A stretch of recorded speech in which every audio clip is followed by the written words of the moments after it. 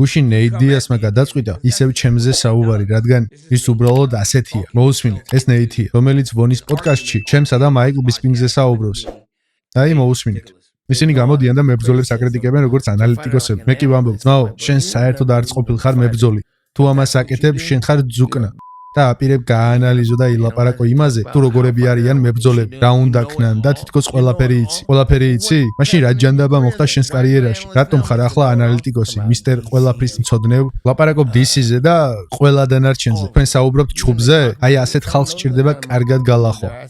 არც კი ვიცი და უსვეს თუ არა კითხვა იმ მებრძოლებზე, რომლებიც ანალიტიკოსები ხდებიან, მაგრამ მან ჩვენზე დაიწყო საუბარი. ბოლოს, როცა ნეიტმა ეს გააკეთა და რაღაც სახელი დამიძახა, ჩემი პასუხი ასეთი იყო. ბევრი რამ ვარ, მაგრამ ერთი რამ ძუკნა ნამდვილად არ ვარ. როდიდან გახდა მისაღები, რომ მამაკაცებმა ერთმანეთს ასეთი სახელები დაუძახონ. ეს არ არის კარგი საქციელი. და იმის თქმა, რომ მე მებრძოლი არ ვარ, უბრალოდ არ მესმის. რადგან ვფიქრობ, რომ ამ ადამიანების მიმართ საკმაოდ სამართლიანი ვიყავი. მაგრამ რეალობა ისაა, რომ თავს ნეით დიას არც შევადარებ, რადგან ეს სხვადასხვა დონეა, ძალიან განსხვავებული. მე ჩემპიონი ვარ 2 წონით კატეგორიაში. კარიერაში მხოლოდ 3-ჯერ წავაგე. 4-ჯერ თუ იმ ჩხუბსაც ჩავთვლით, რომელიც გაუქმდა. ჩვენ ერთ სტრატოსფეროშიც კი არ ვართ. მებრძოლობის თვალსაზრისით მე ჩემს საქმეს ვაკეთებ. მე არავის ვაყენებ შეურაცხყოფას და არც იმას დავუშვებ, რომ ვიღაცეებმა შეურაცხყოფა მომაყენონ. ჩემი სახელი რომ დაგუგლო, ამოგიყრეს ჩემი კარიერის ჰაილაითებს. იმ კადრებში ბევრ კამარს და ბევრ საჩემპიონო შეხვედრას ნახავთ. მე საუკეთესოებს ვებრძოდი. ნეით, აი რა ხდება. მე შენთან პრობლემა არ მაქვს. როცა დაგინახავ, მოგესალმები. ხოლო თუ რამის თქმა გინდა, მოდი ჩემთან და მითხარი. რა პრობლემაა? შეგვიძლია განვიხილოთ როგორც მამაკაცებმა. ვფიქრობ ძალიან პატივისცემით უპასუხე. როცა თქვა რომ ჩხუბი არ შემეძლია. მაგრამ როცა ჩვენს კარიერებს გვერდიგვერდ აყენებ, მათ შორის ოკეანის ხელა განსხვავებაა.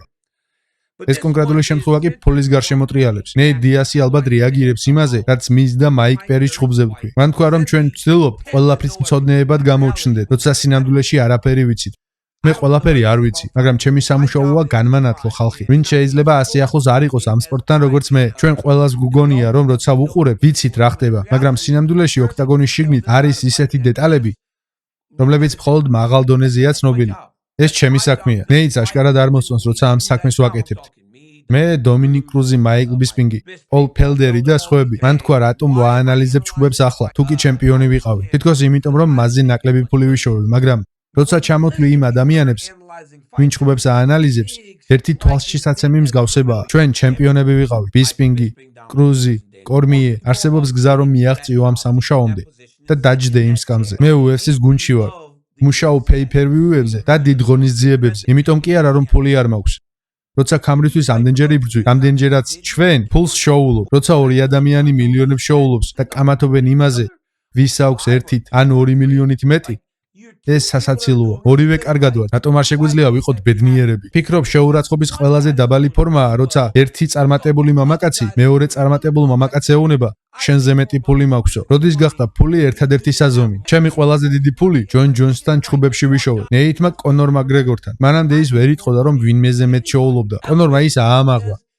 რაც კარგია მისთვის. მე არ მინდა მებრძოლებმა ნაკლები ვიშოვონ. გავიგე, რომ ნეითი 10 მილიონს იღებს ამ ჩხუბში და ეს მახარებს, მაგრამ არც მევწვალობ. კარგად ვარ. მოდით ერთი წამით შევადაროთ ჩვენი კარიერა. მე წავაგე ორ ადამიანთან, ჯონ ჯონსთან და სტიპე მიოჩიჩთან. სულ ეს არის. ახლა ვნახოთ ნეითის სია. კოჯი იოში, ჰერმეს ფრანკა, კლეი გუიდა, ჯო სტივენსონი, გრეი მეინარდი, რორი მაკდონალდი, ბენსონ ჰენდერსონი, ჯოშ ტომსონი, დოს ანჟოსი, კონორი, მასვიდალი, ლეონ ედვარდსი. ეს 13 სხვადასხვა ადამიანია. ჩემთვის წარმოუდგენელია წააგოთ 13 სხვადასხვა ადამიანთან იმ სპორტში, რომელიც თავად აირჩიე. მე როცა წავაგე 30 წელს გადაცილებული ვიყავი. შენ კი შენს ათლეტურ პიკში 20 წლის ასაკში აგებდი. მე პატივისცემას ვიჩენდი, მაგრამ 13-ჯერ წაგება სიგიჟეა. კითხეთ ილია თოფურიას ან ისლამ ახაჩევს, თუ არსებობს 13 კაცი მსოფლიოში, ვისაც მათი დამარცხება შეუძლია. მე ჩემპიონი ვიყავი და ამით ვამაყობ. როცა 40 წლის ვიყავი, ძიმე წონის ჩემპიონობისთვის ვიბრძოდი. 51 წლის ასაკში ისევ ჩემპიონობისთვის ვიბრძოდი. აი ესაა განსხვავება ჩვენ შორის. ნეითან. მეკვირს რომ ერთმანეთს არ საჩემხედრულოა. ერთხელ სასტუმროს მისაღებში გნახე და ახლა ვნანობ, რომ არ მოვედი და არ კითხე რა პრობლემაა. იქნებ ჩემი ჰაბიბთან მეგობრობაა მიზეზი. მე ჰაბიბის გვერდით ვიქნები ბოლომდე. ნეითი ამბობს რომ მე ვტიროდი. ხო ნეითან, იქნებ შენც რომ გეტირა, გვეფიქრა რომ მოგება წაგება შენთვის სულ ერთი არ არის. იქნებ რომ გეტირა.